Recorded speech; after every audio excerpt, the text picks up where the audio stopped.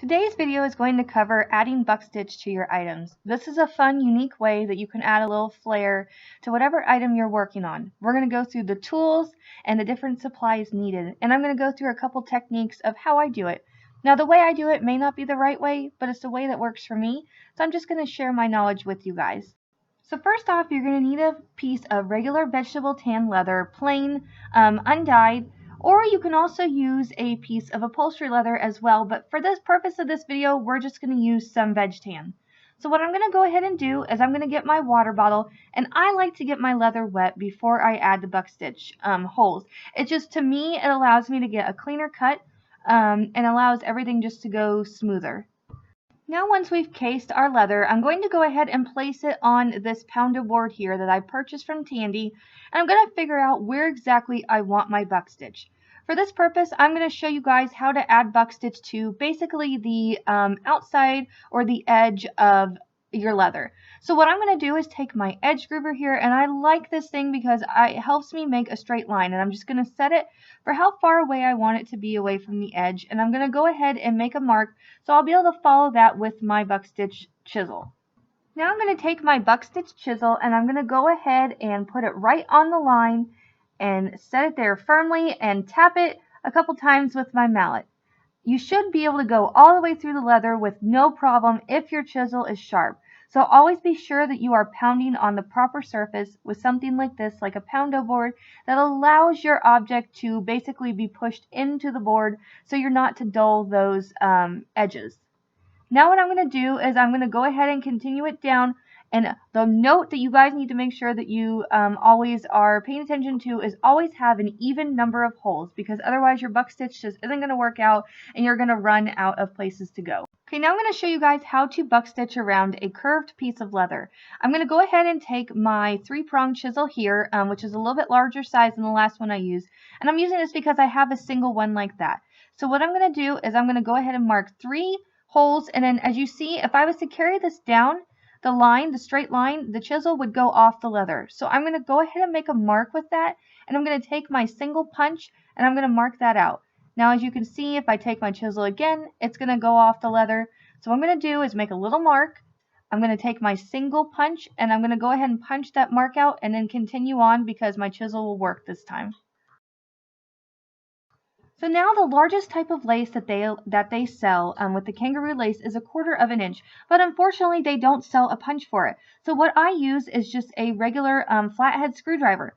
So what I do is I go ahead and take my 3-prong punch, I lightly just tap out where the holes would be. Once I've done that, I'm going to go ahead and I'm going to take my screwdriver and I'm going to punch out those holes. It's just a simple way that I thought of doing this because I cannot find a punch anywhere. And if you do have a screwdriver that matches up with the size of your lace, you can do this too. You can mark them out. You don't necessarily have to have a Buckstitch chisel. It just needs to be something that's sharp and that you're able to punch holes with.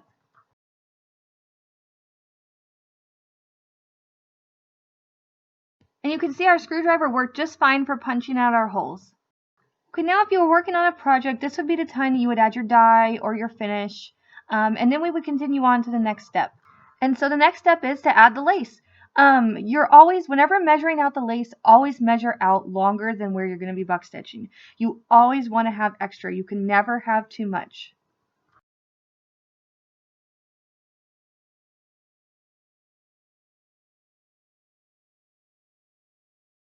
Okay, so now once we have our lace cut out, we're going to go ahead and take our 2-prong needle and we're going to go ahead and slide our lace in there between the 2 prongs. We're going to open it up like this, and you'll see you'll be able to slide your lace right in there.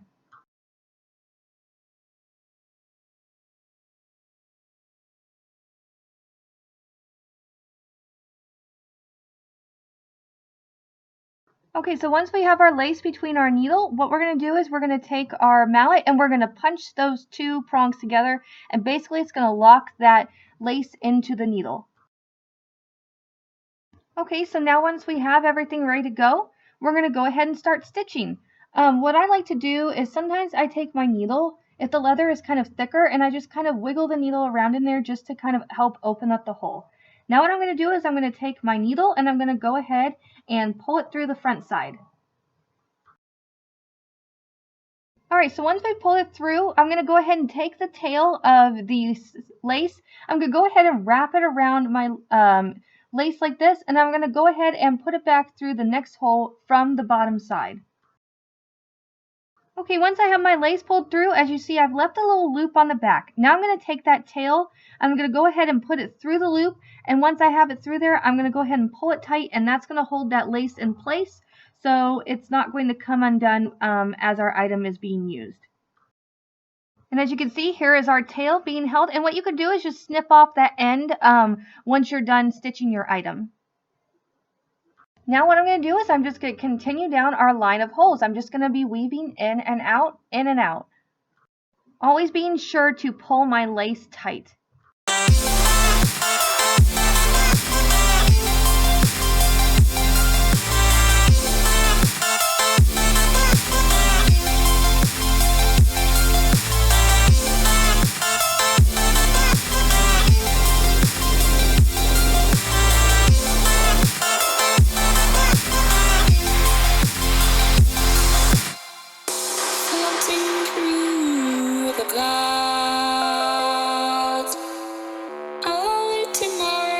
From beneath the sand, please don't take me, 'cause it seems so far across the sea. Alright, so once we have reached the end of our buck stitch, once we get to the last hole, we're going to go ahead and push it through just like we normally would. Then you're going to go ahead and take your lace and your needle, and you're going to go ahead and pull it back through your last loop. And this is basically just going to mimic how we started the lace and how we pulled the tail through. And this is just going to help make sure that your lace isn't going to come done when you're using your item.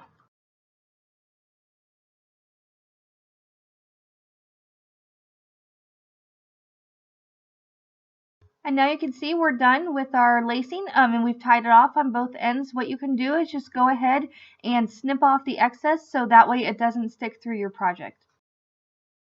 Now another finishing touch you can add to your lace is take your mallet and go ahead and tap it a couple times, and this will help flatten out your lace. Okay, now I'm going to show you guys what to do if you have a piece of lace or the lace that you're using is too thick. What I'm going to do is take this little skiving knife and I'm going to go ahead, and you have to be very, very careful as to not put too much pressure, because as you notice, it will take off the end. So what I'm going to do with just light pressure is gently take off a layer of this lace. And what this is going to do is help us to be able to fit this lace into our needle a lot easier than if it was the thick, original thickness that it came in. Alright guys, that is it. Thank you so much for watching. I truly appreciate it. I hope you guys are able to add some buck stitch to your items that you're making. And as always, contact me if you have any questions. Please be sure and subscribe. And I love you guys, and I'll see you in the next video. Bye.